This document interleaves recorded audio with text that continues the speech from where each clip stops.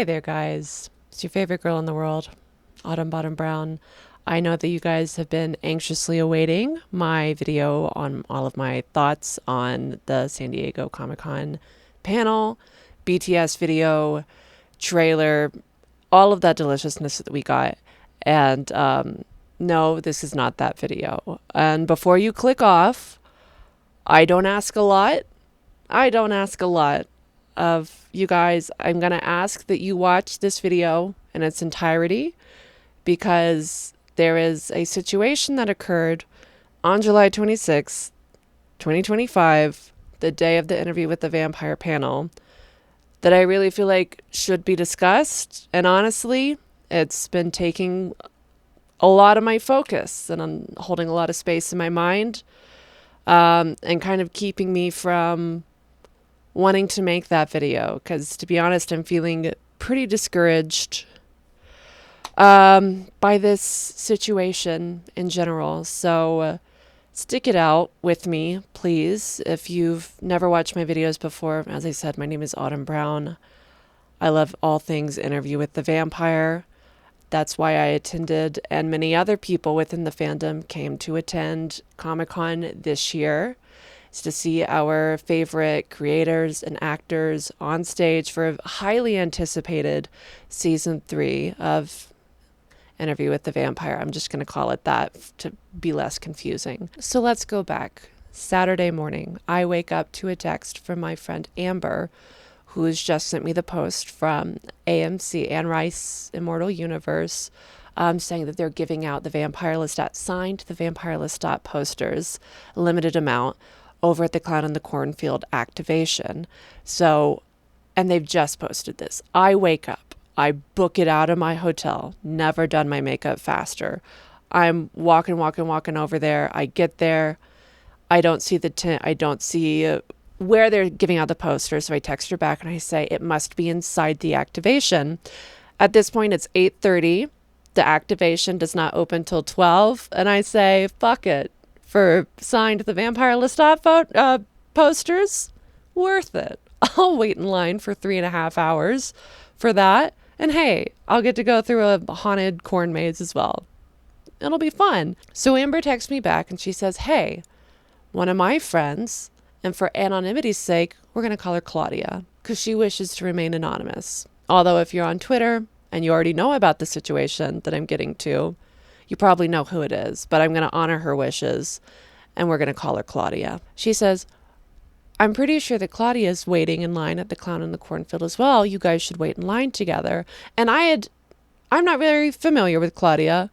Previously, a couple days before San Diego Comic-Con, she reached out to me saying, hey, we should, if you're feeling up to it, we should meet up, sit together at the panel.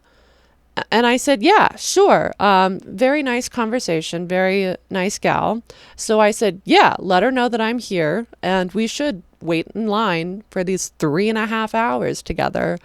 And I don't hear back from Amber for a bit. So I get up from where I was sitting and I start looking around for, based on the picture that I'd seen from her Instagram profile. And I don't see anyone who looks like her. And I think, well, honestly, she probably didn't want to wait 3.5 hours for the possibility of a poster, which they weren't even giving out there. They weren't. It was from the night before, but whatever. Still had a good time. It was a fun activation. But yeah, I don't think much of it. I go on with my day. I go on to the panel. It's a goofy, girly time. However, there's a reason I didn't see Claudia at Clown in the Cornfield, because she was there. And we should have been waiting in line together. Stick with me, guys. We're getting there. That morning, Claudia and her friend, let's call her friend Madeleine, set out to San Diego Comic-Con. They have a day pass. Her friend has been going to San Diego Comic-Con for over a decade. Her friend has a professional pass, so she was able to buy a pass for Claudia. They go that morning. They do registration. They pick up their badges. Everything's fine and dandy. The friend decides to go to the exhibition floor. Claudia decides to check out Clown in the Cornfield. She's waiting around. She realizes it's going to be 12 o'clock before there's even a chance for us to get in because it's a ticketed event. We're in the standby line. So we don't know how many people have tickets ready to go right at 12. So she asks somebody to hold her place in line. She says, I'm going to go talk to my friend on the exhibition floor, see what she wants to do with the day, if this is something she might be interested in.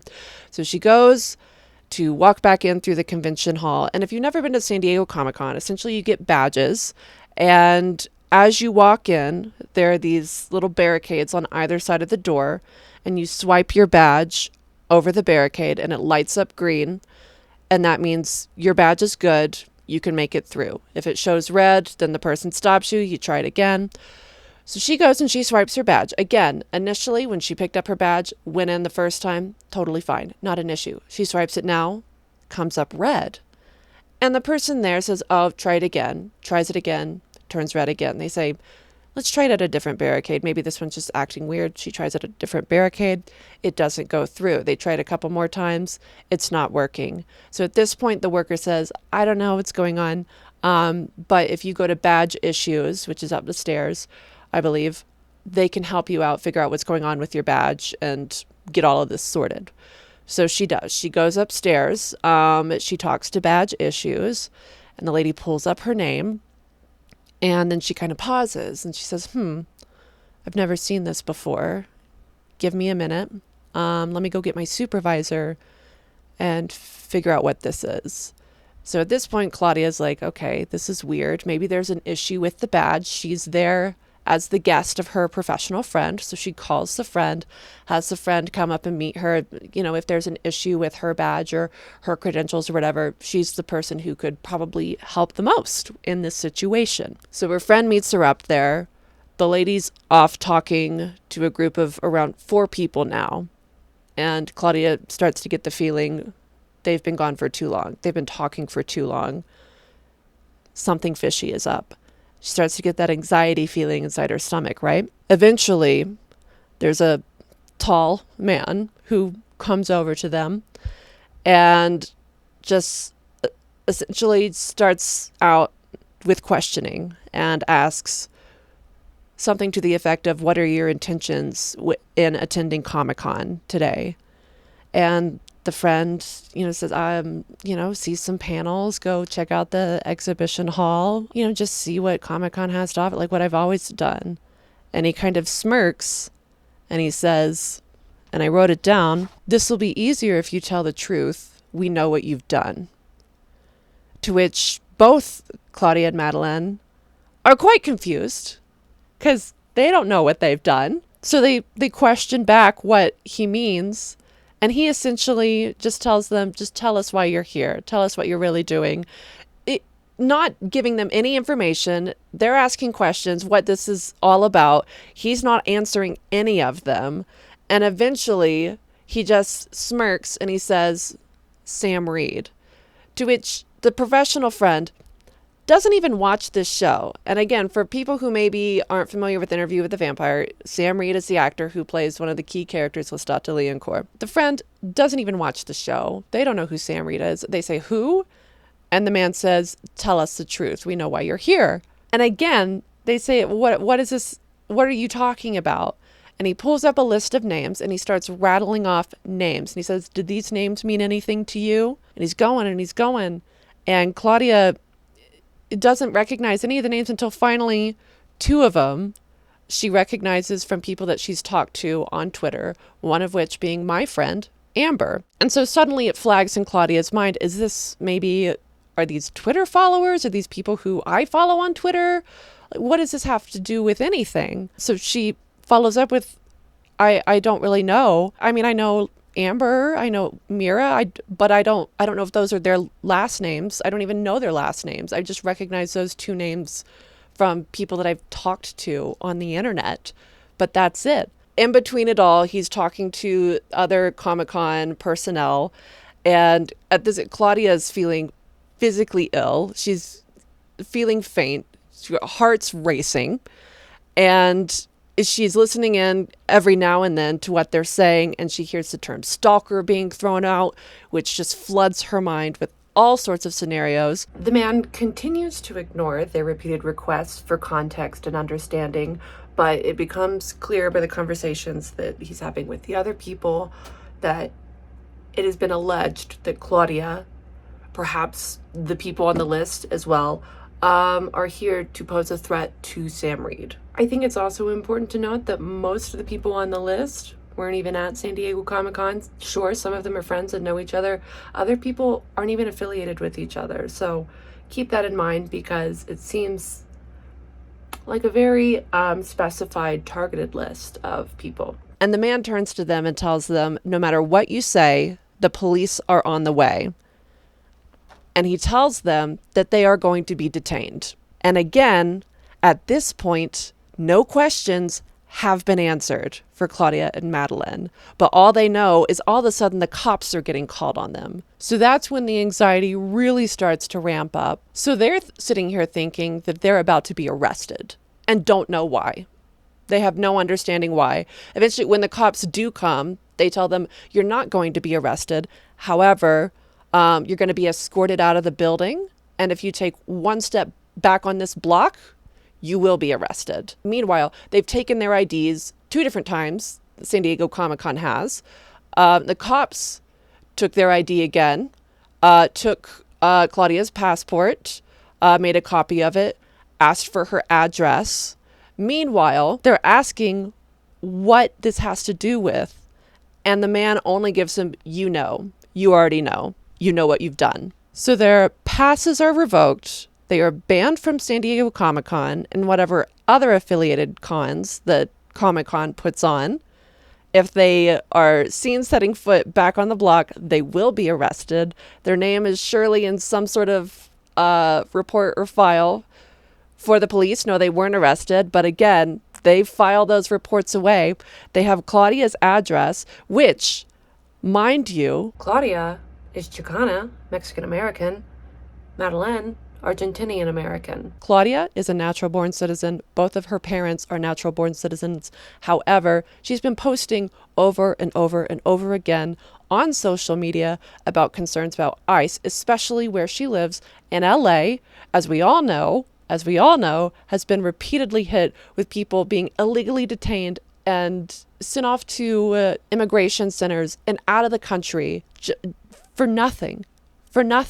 Madeline, on the other hand, is a naturalized citizen along with her family. They fled Argentina to escape dictatorship, the exact type of people who are being targeted by this administration. So you can imagine not only how traumatic this whole experience might be for someone who looks like me, to have this happen to a brown person in Southern California where ICE is known to be repeatedly taking people. It seems like a very targeted and purposeful intimidation tactic on whoever it was who sent off this list of names and reported Claudia and all these other people. I called Claudia up yesterday because I wanted to get her perspective of everything, and she doesn't know what the cops did with her information.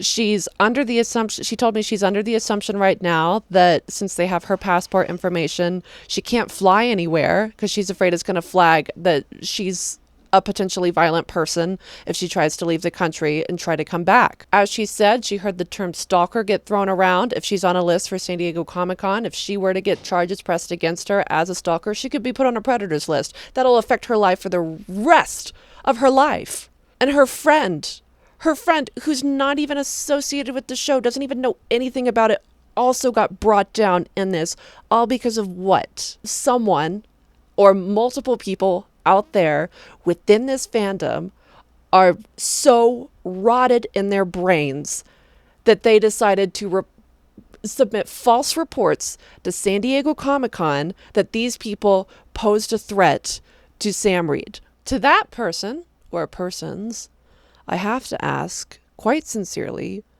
what the ever-loving fuck is wrong with you?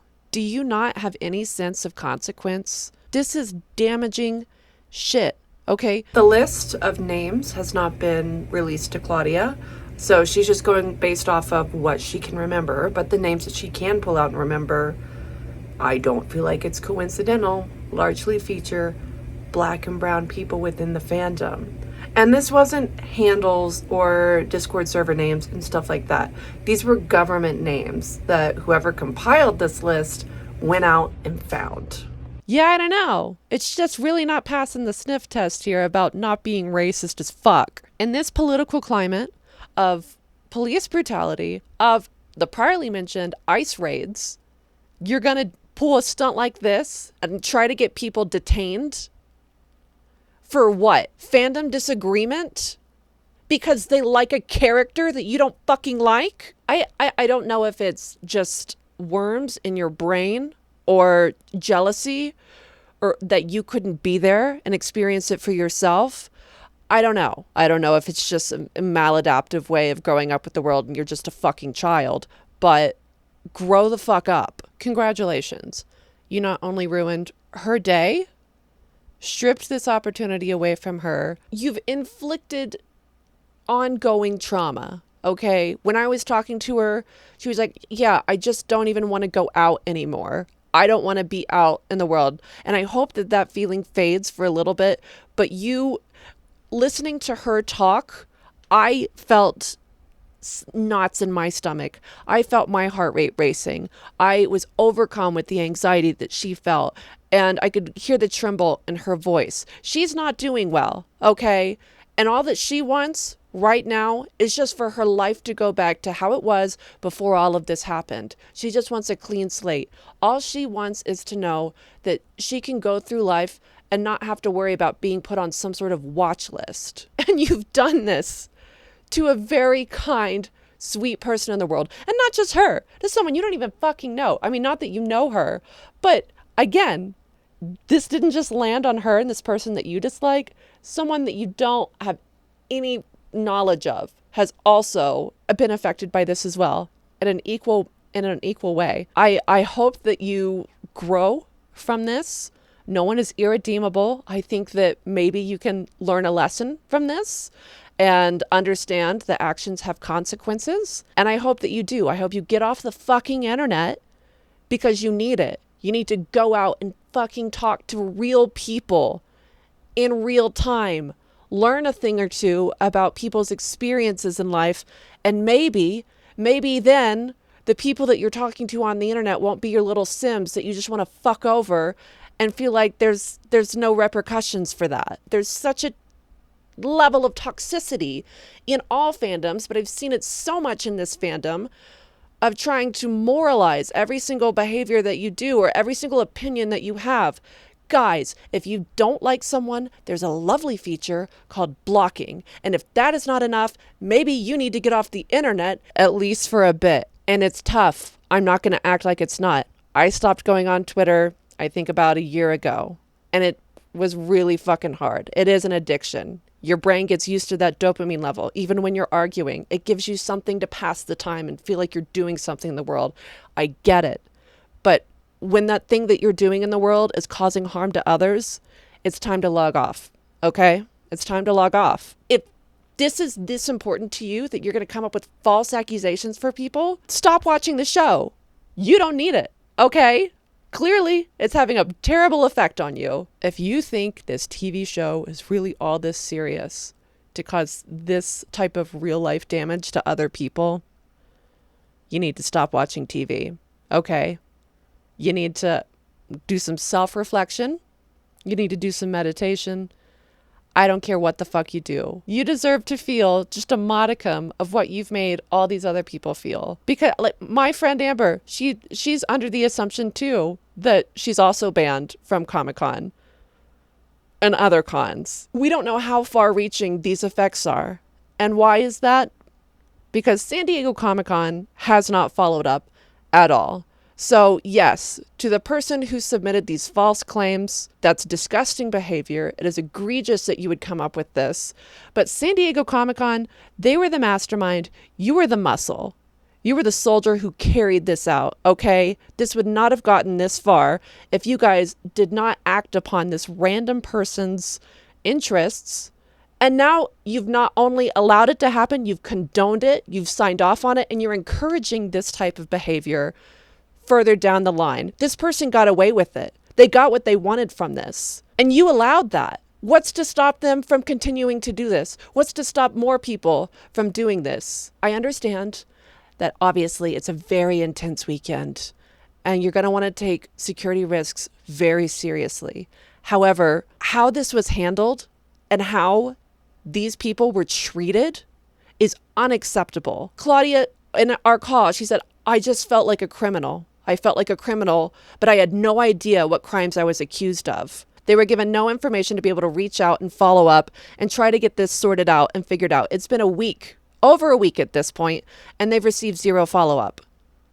That's unacceptable. That's why I want people to watch this video, because this should be called out. This should not be allowed to just happen. Okay, not in fandom places, not in convention places. This is supposed to be a joyful experience. If they would have at least given them information, given them someone to reach out to understand, or they weren't even able to defend themselves. They weren't allowed to defend themselves. What happened to innocent until proven guilty? And to someone who has a professional past, who has been attending your con for over a decade. You can look that up. I'm sure you have that information. And to still throw all of that away over some anonymous person online, what bullshit they say, without following up at all into these claims. You're just going to take it how they are. And even if you did follow up, where is the evidence? Why was none of that submitted to these girls? Why were they given no information? Why were they just escorted off by police without any indication of what they'd done? I'm appalled by this whole situation. I'm disgusted. I'm discouraged. I'm discouraged by this. Fandoms can be a toxic place at times, but I would not have expected it to reach this level of toxicity and harm to other people. And I'm really fucking over it. I'm really fucking over it. If you can, I would love it if you shared this for us to get some answers, because that's all this girl wants. She wants a clean slate. She doesn't want to be labeled as a stalker or a threat. Because here's the thing. She can't afford representation. She can't pursue this legally. She does not have the money for that. But maybe the power of us and the power of people, we can get some goddamn answers for her, as she deserves. Does she not deserve that at the very base level? Just understanding of the situation and what she's been accused of and why now she and all these other people are banned. I don't think that's asking for too much. And I don't think it's asking for too much for her to have her name cleared. So if any of you guys out there have any advice on how to pursue this, maybe if any of you guys are lawyers or whatever and maybe have advice, or just on a base level, share this information. I don't think that this should be swept under the rug. This was a horrible situation and it needs to be discussed. I passed this video on to Claudia before I'm posting it. And one final note that I think is really important to put in here as well. As I said, both Claudia and Madeline grew up in LA. It's about 2.5, 3 hours away from San Diego. And she said, she was always told San Diego's more conservative. When you go to San Diego, you can't act the way that you act here. You can't talk the way that you talk at home. You need to be on the lookout. So she said she's not surprised that this happened in San Diego. She is, however, surprised that this happened at Comic-Con, a place that's supposed to be so accepting of everybody. But instead, she felt vilified. And once again, in this day and age, and with our administration, where Chicana, Latina, Hispanic, people of color, all across the board are being vilified and made into criminals for whatever reason to fit this white America agenda. It's just really, it shows a lack of empathy. They've both also had ICE raids happen in their neighborhoods. So to put them through this ordeal, once again, really feels like a racist intimidation tactic. And if whoever this was did not consider that factor, that's still a product of racism, because you failed to understand what someone else's experience would be outside of your own. Because I just can't help but think, if I were on that list and I was the one confronted maybe I would have gotten different answers. Maybe this would have been a different situation had it been someone who was white and looked like me. So, empathy. Have empathy for others, even people you don't like and don't agree with, and just try to imagine what their experience could be in the world and how something like this could be really fucking traumatizing. Guys, can I just say, it is fun to talk about this show. That's why I make these videos. I love this show. I love discussing it with you guys. And every one of you is fantastic and wonderful. And we have a lovely, goofy, girly time. But it is not that serious. If you disagree with someone, that's okay. It is okay. Let it be. All right? We don't need to get into all these fucking arguments about every single thing and allowing it to build and build and build to where we have such disdain for other people in the fandom that they're going to do that. It's ridiculous. Be on the lookout for my next video. It is coming, but like I said, it's just been kind of hard to focus on that when this has been top of mind. So, hope you guys have a good rest of your day. Be kind to one another. Comic-Con, get us some answers. Bye.